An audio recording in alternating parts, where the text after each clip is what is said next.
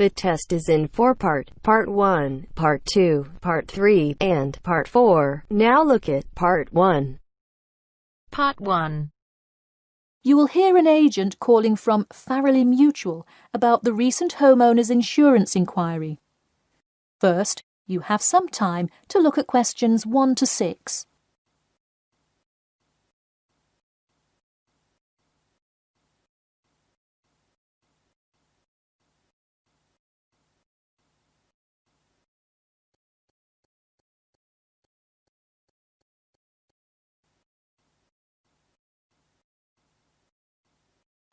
Now we shall begin. You should answer the questions as you listen, because you will not hear the recording a second time. Listen carefully and answer questions 1 to 6. Hello. Yes, I'd like to speak with Janet Evans, please. Speaking. Hi, Miss Evans. This is Jim Rodriguez, calling from Farrelly Mutual about your recent homeowner's insurance inquiry. Yes, hi. Thanks for returning my call. My pleasure. I understand you are potentially interested in insurance for a bungalow located a bit out of town. Could you give me the address? Sure, it's 49 Greenway Court. Greenway is one word. Thank you. All right, and would you prefer to be contacted via email or phone? Either one is fine. Maybe try emailing me first, and as an alternative, I can give you my phone number. Great, and what is your email address? pk2@cat.com. Did you say cat as in the animal? Yes, it is the acronym for the construction company I work for. I'm sure you've seen them around. Yes, I have, and could you give me your primary phone number and the best time to reach you? Sure, the number is 020-4251-9443. I am generally unable to answer my phone at work, but any time after 5:30 p.m. is fine. I will make a note of that here. Now, I'm going to ask you a little bit about property itself, so we can make an accurate estimate of the cost of insuring your home. Could you tell me the size of your house? Well, I don't have the exact measurements, but I'm pretty sure it's right around 80 square meters. Should I measure it and call you back later? No, that's completely all right. I'll write 80 square meters for now to get the estimate, and then an agent will come get the exact measurements later on if you decide to purchase our insurance. Okay, great. And what material is your house made of? For example, wood, brick, stucco? It's mainly brick. Great.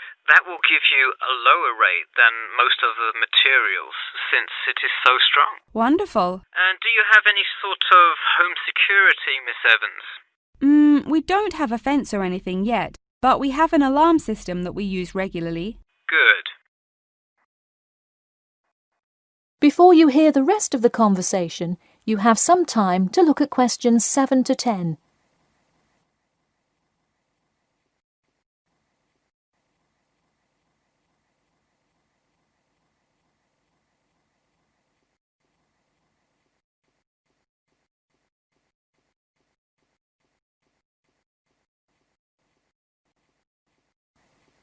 Now listen and answer questions 7 to 10. Now, I'll go through a number of things we offer coverage for, and I'd like you to tell me which items you want your policy to cover. Okay.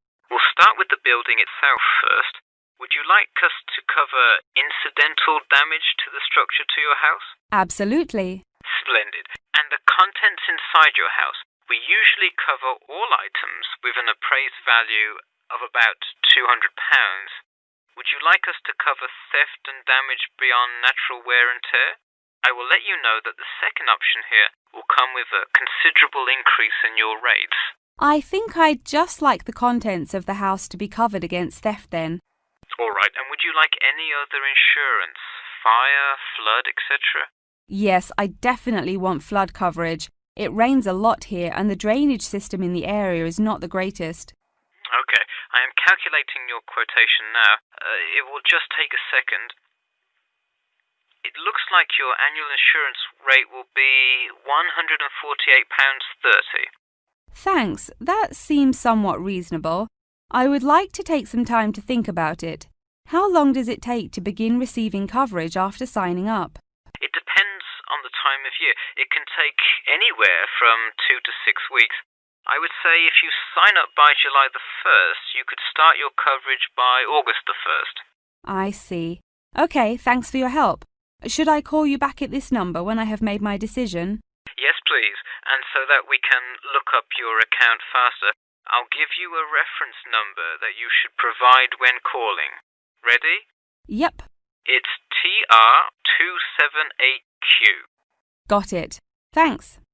Thank you, and have a nice day. That is the end of part 1. You now have half a minute to check your answers.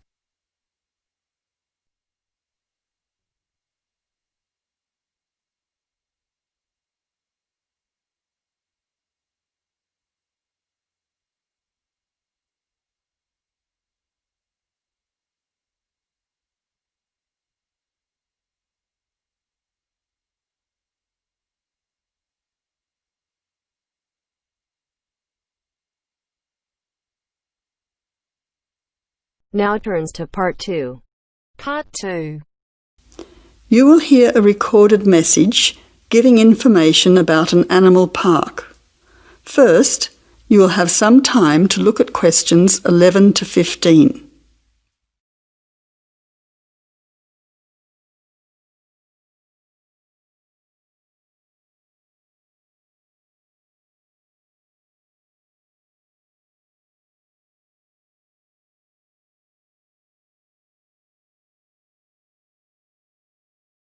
Now listen carefully to the first part of the message and answer questions 11 to 15. Welcome to the Australian Wildlife Park Information Line. The Australian Wildlife Park is very proudly owned and operated by an Australian family, John and Amanda Brooks, who operate the Australian Wildlife Park with their children, David and Sandra. The family doesn't receive any government assistance. It's solely funded by tourists visiting the park. Thank you for your support and assistance. When the Brooks family purchased the Australian Wildlife Park in 1987, the park housed a small collection of animals and birds on a modest 5-acre or 2-hectare property. A few years later, the park doubled in size when the family purchased the adjoining property. Also, the collection of animals started to boom. In May 2003, the family designed and built a new park in the public open space, once again more than doubling in size. The park now features about 200 species with more than 2,000 head of animals, birds and reptiles. Regarding the entry fee, adults pay $23, children aged 3 to 14 pay $10, age pensioners are $17 and students are $16. One of the great things about the Australian Wildlife Park is that all of the attractions are included in the entry fee. No extra money is needed around the park, so make the most of your experience. All shows, talks, photo opportunities and animal food are included in your entry fee. In addition, the Australian Wildlife Park is open every day of the year from 9 a.m. to 5:30 p.m, except Christmas Day, 25th of December. Before the final part of the message, you now have 20 seconds to look at questions 16 to 20.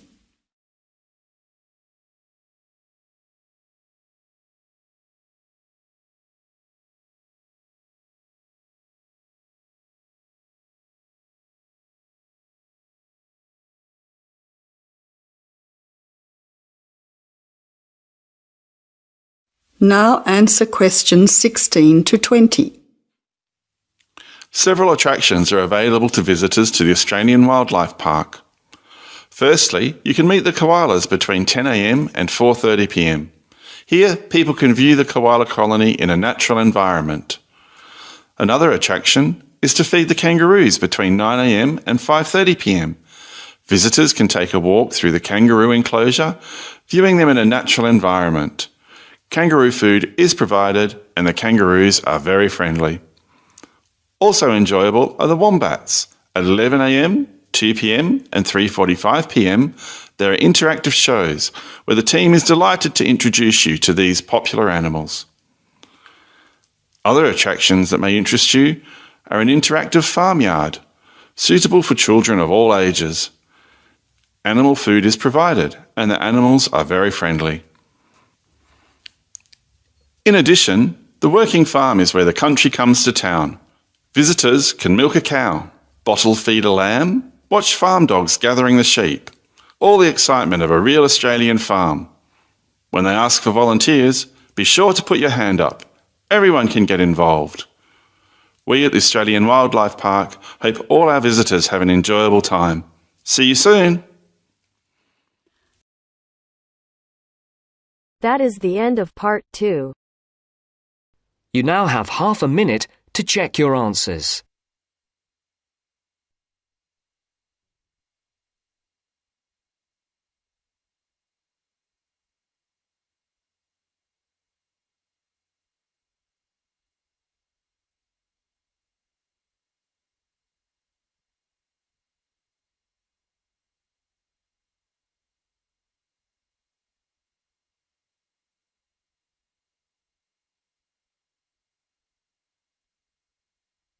Now turns to part 3. Part 3. You will hear two university students discussing their course and a project they are doing together. First, you have some time to look at questions 21 to 25.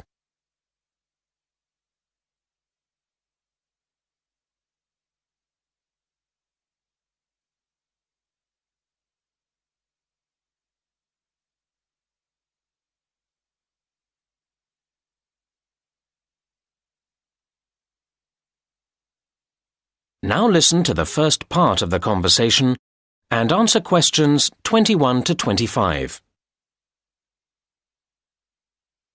Hi, Martin. Hi, Kate. How are you? Fine. I'm relieved to have done my presentation. I'm sure. How did it go? Oh, okay in the end, but I was ever so nervous beforehand. It's silly because I do know my stuff quite well. I must know those statistics inside out. But when you have to get each table of results to come up in the right order, it can make you nervous.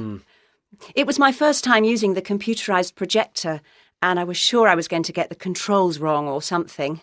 And, of course, that's not a good situation if you know you've got to listen to questions carefully and be ready to answer quickly. But it was fine once you got going? Yes. I do feel that the standard of presentations could be improved in general. I think a lot of the lecturers agree with me, although I don't honestly know what they can be expected to do about it. Students need to appreciate the difference between style and content. Too many presentations are just a mass of detailed content, all very worthy, without any attempt to engage people's interest. Basic things like looking at your audience's faces seem to get forgotten, and that makes it harder to concentrate on the points made about the research itself. Yes, there are quite a few improvements I'd like to see. Take tutorials, for example. I feel they're often a missed opportunity. I come out not feeling sure about what I've learnt. Week in, week out, I faithfully plough through the reading list, which is fair enough, but then the discussion doesn't seem to extract the main issues. It's frustrating. I know what you mean. Mind you, we have to take some responsibility ourselves. I actually got quite a lot from that skills workshop I went to on taking notes, and I'd like to make similar improvements in the next semester. The reading list we get has several websites each time, and I want to learn to navigate my way round them more effectively. Now, that sounds a good idea. Mind you, it means spending more time in the library. If you can get in. You mean because it's too crowded? It isn't big enough, is it? Well, I don't know. I mean, I like to work late in the evening and it shuts before I want to finish. But I know you can access the catalogue from a laptop. Which, personally, I haven't got. Actually, the problem for me is that I like to get up early and start work straight away, and they don't start until 9. I wish they'd change that. Now you have some time to look at questions 26 to 30.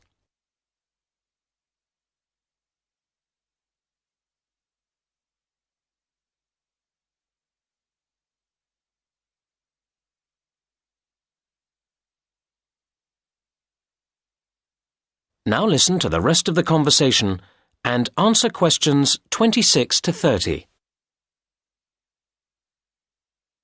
Look, We ought to start working out what to do next for our project. Yes, enough moaning. OK. The main thing is to allocate the various tasks between us, isn't it? Yes. Well, we're going to need the questionnaire before we can do much else, aren't we? Do you want to handle that? I'd assumed we'd do it together. Well, you have more experience than me. Maybe you could think up the main questions, a first version of the whole thing, and then I could read it through. And make suggestions? Well, OK. My experience on projects has all been with closed groups. I don't really know how you go about selecting subjects from larger populations. Actually, it's quite straightforward. You use tables of randomised numbers. Could you show me? Yeah, I'll take you through the process. That way you'll learn and I'll feel surer for having someone else there. Now that brings us to the interviews themselves. Right. Would you like to do them? Or are there too many? Well, your typing's pretty fast, isn't it? So if you agree to handle the transcribing afterwards, I'm prepared to do the face-to-face stage. Does that sound fair? It does to me. But tell me if you find it takes longer than you thought. And vice versa. And when we get the results all together, they'll need to be run through statistics programs, won't they? That's where I always feel a bit unsure about which tests are the correct ones to choose. Same here. But we can get advice from the lecturers about that. Shall we do all that as a joint effort? I think it'd make us feel more secure about what we were doing. Yes, it would be terrible to get that wrong after all the hard work leading up to it. And then we've got to present the whole thing to the group. Will you feel up to doing that? I think we should do a joint presentation. It's all both our work, after all. I guess you're right. But would you mind getting the slides and so on ready? I find that takes me ages and still doesn't look any good.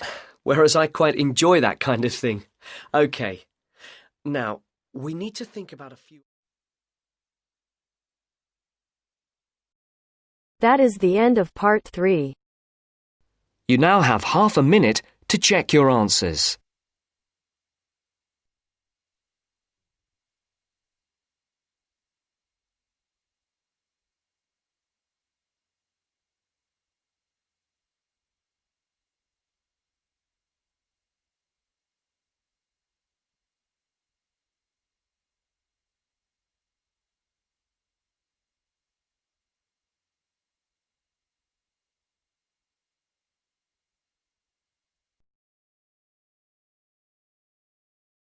Now turns to part 4.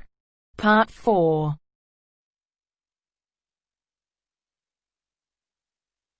You will hear a woman giving a lecture about the positive effects of laughter. First, you have some time to look at questions 31 to 40.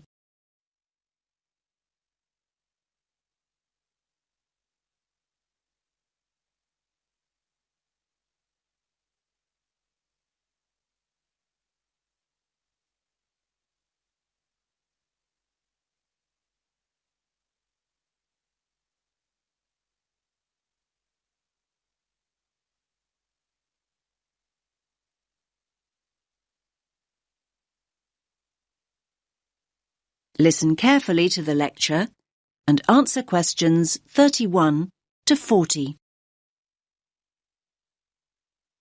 Good morning, everyone. I do hope you didn't get too wet getting here this morning.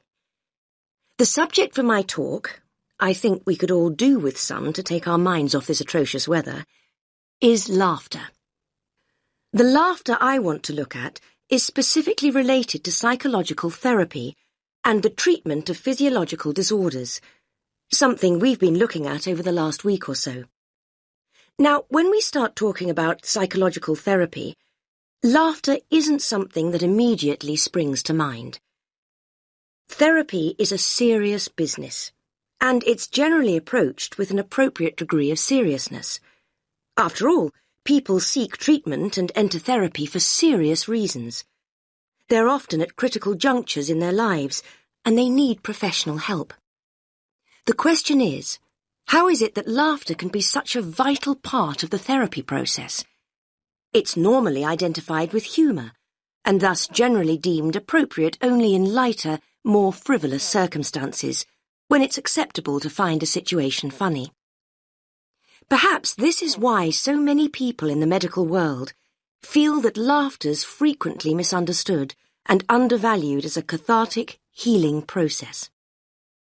Now, humour certainly is one trigger for laughter, but it isn't the only trigger. If we take as a starting point the fact that laughter is a physical process that releases emotional pain, it follows that stress, anxiety, and tension may prompt the same response.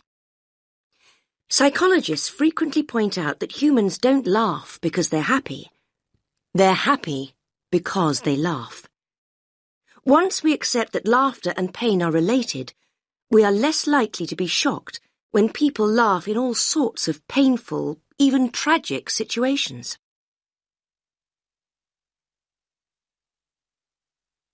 Cathartic psychotherapy utilizes laughter as an essential medium for healing emotional pain. It's specific to the release of anger, fear, and boredom.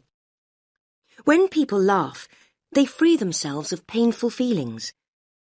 The amount of pain the body releases during a single burst of laughter is immeasurable, but we know that the body will keep discharging pain cathartically until there's no longer a need.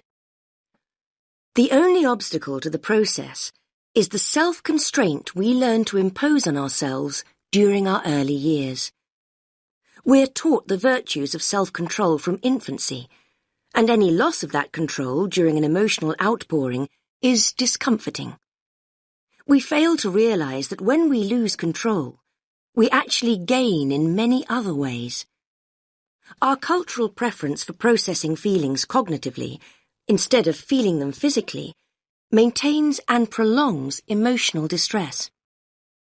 Patients who have had upbringings during which feelings were suppressed may have quashed their ability to laugh, cry, and become angry. Clinicians can help individuals regain these cathartic processes, enabling them to release deep-rooted emotions that may be an obstacle to happiness. Only now has research begun to validate the notion that emotions are stored in the body rather than the mind. Recently developed cathartic techniques allow practitioners to teach patients how to access their hidden emotions and release them. The more catharsis the patient experiences, the more rapidly he or she progresses through the healing process. Laughter is probably the least threatening cathartic process, at least to the person expressing the laughter, and so it has an essential role. It's often a stepping stone to other forms of emotional release, like crying or showing rage. So why, you might ask, has the mental health community been so slow to accept laughter as a healing tool? Well, for reasons I've already outlined. Like any expression of the true self, laughter is radical and revolutionary, and laughing at what is seemingly misfortune upsets conformity. We in the medical professions must challenge the antiquated view that adult laughter is silly and inappropriate. We have to ensure that patients don't reject the healing power of their laughter, in the fear that others will see them as making light of their issues. Traditionally, mental health practitioners have viewed laughter as a way of hiding painful emotion. In contrast, cathartic psychotherapy understands that laughter releases emotion. Through laughter, feelings erupt from within into the outside world. If people suppress laughter, they also stifle the release of pain. The catharsis of laughter doesn't change people's circumstances, but it does change the way people relate to those circumstances. It enables them to take a different view, a view from which terrible misfortune can seem so much more bearable. This allows people to remember, to feel, and to explore without fearing that they'll be trapped by what they can't control. Life's most tragic events often have an essence of absurdity, and this can be the trigger point for laughter. Some people deal with emotional pain instinctively and come along to therapy already laughing and crying. There are many others, however, that need assistance. That is the end of part 4. You now have half a minute to check your answers.